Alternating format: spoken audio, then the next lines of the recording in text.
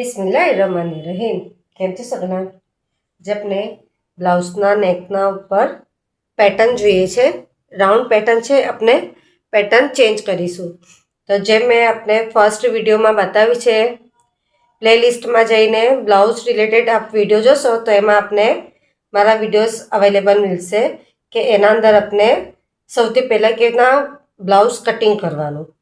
તો હવે બ્લાઉઝ આપણે પહેલે બેક સાઈડનું જે રહે છે તો કટિંગ કરી લઈએ છીએ। બંને સેમ જ આપણે કટિંગ કરીએ છીએ, આગળ અને પાછળનું કટિંગ સેમ રહી છે।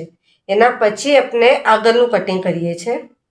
પહેલે બંને આપણે સેમ કટિંગ કરીશું, એના પછી આપણે આ આપનું બેક સાઈડ થઈ જાય છે। નેક છે આપણી, તો અહીંયા ઉપરથી કે આપણું અહીંયા 3 ઇંચ આવવું જોઈએ। આ મિલે હવે આ નેક છે ને આ મારી કપડું છે, તો આપણા 3 ઇંચ જેટલું જ રહેવું જોઈએ શોલ્ડ, આ નેક અહીંયાથી અને અહીંયાથી બી આપણું 3 ઇંચ જ રહી છે, એટલે બંને સાઈડથી આપણું 3 ઇંચ રહેવું જોઈએ બેક સાઈડ પર, અને આપણે સર્કલમાં કટ કરવાનું। સેમ પછી આપણે આગળનું બી કટિંગ કરીએ છીએ। હવે આપણે આ પેટર્ન આપીએ છીએ, નવું પેટર્ન। તો એના માટે આપણે સૌથી પહેલાં આવી રીતે હાફ ફોલ્ડ કરી લેવાનું। બંનેને ફોલ્ડ કર્યા બાદ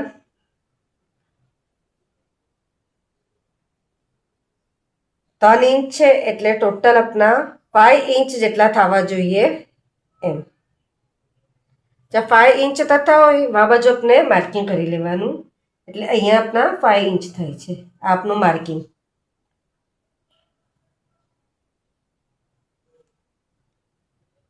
શોલ્ડરથી કે નેક પાસે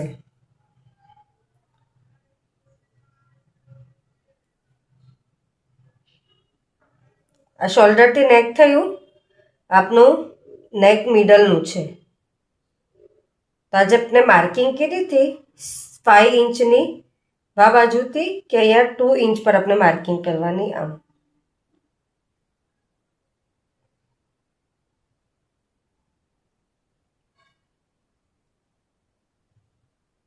અહીંયા એક લાઈન આપી દેવાનું। હવે જ આપણે 2 ઇંચ લીધું આ વાલું, અહીંયાથી કે 2 ઇંચ લીધું, એના પછી આપણે એને આવી રીતના અહીંયા મેઝર ટેપ મૂકીને આવી રીતના અહીંયા મૂકવાનું, તો ક્રોસમાં થશે। તો ક્રોસ છે આપણે એને બી અટેચ કરી લેવાનું। આમ આ શોલ્ડરથી આપણે અટેચ કરવાનું, આ વાલું શોલ્ડર અને નેક ને આ વાલો પાર્ટ। હવે આપણે આટલો પાર્ટ કટિંગ કરી લઈએ છીએ। અહીંયાથી અહીંયા આપણે 5 ઇંચ પર લેવાનું, જો 5 ઇંચ થયું આપણું ને અહીંયાથી આપણો 2 ઇંચ રહેશે, 2 અને 5, અને આ નેક મિડલ નેકથી કે શોલ્ડરથી અટેચ થશે। હવે આપણે આ જે લાઈન કીધી છે એને કટ કરી લેવાનું।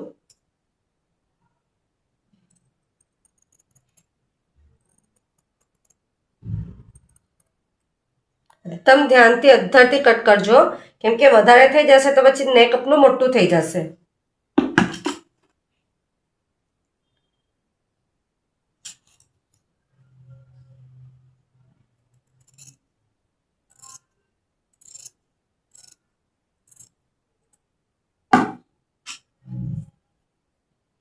આવી રીતે આપણું નેક રેડી થશે। હવે એનું આપણે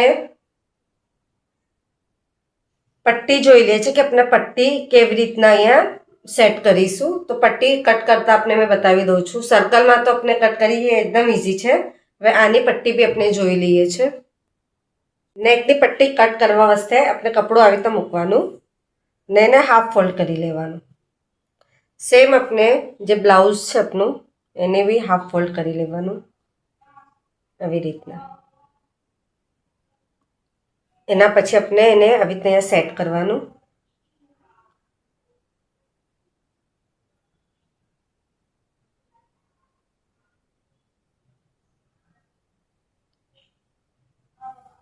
આપણે નેકની પટ્ટી બરાબર અહીંયા બેસવી જોઈએ, એ ખાસ ધ્યાન રાખજો, ઉપર નીચેથી આમ, તો સ્ટીચમાં પ્રોબ્લેમ નહીં થાય।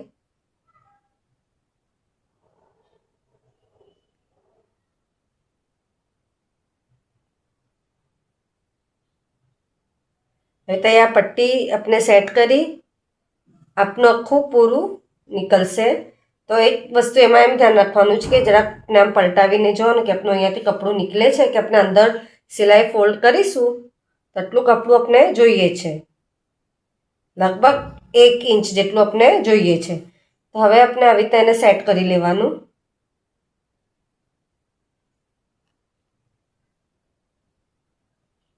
માર્કિંગ કરી લેવાનું આવી રીતના.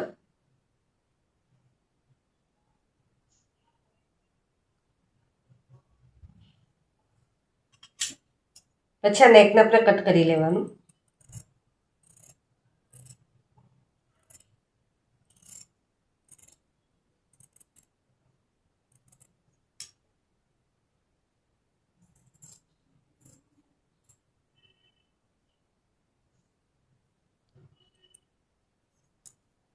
આપ જોઈ શકો છો કે આપણું અહીંયા બી કપડું છે 1.5 ઇંચ જેટલું ને અહીંયા બી આપણું છે 1.5 ઇંચ જેટલું યા તો 1 ઇંચ જેટલું આપણે લેવાનું. હવે આ આપણું વેસ્ટ છે એટલે આ સાઈડ પર રહેશે. જે મેઇન પટ્ટી છે આપણી આ છે તો એને આપણે કટ કરી લેવાનું.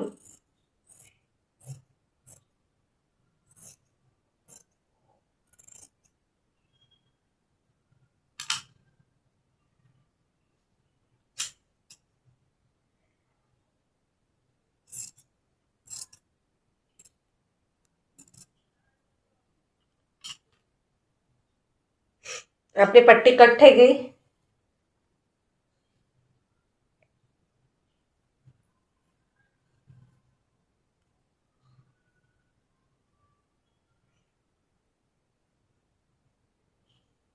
પટ્ટી બરાબર આવી છે એના ઉપર.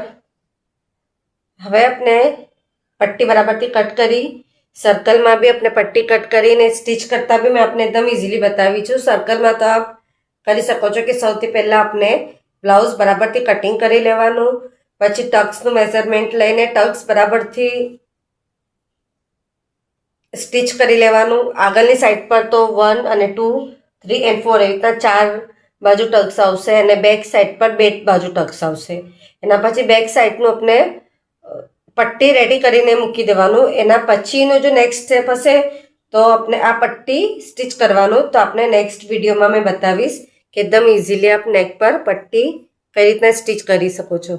આપ સગલાને મારો વિડીયો પસંદ આવે તો પ્લીઝ વિડીયો લાઈક કરીએ, કે ના સમજ પડે તો કમેન્ટ્સમાં જરૂર પૂછીએ. આપ સગલાનો સપોર્ટ મળે છે એના માટે ઘણું ઘણું શુક્રાન.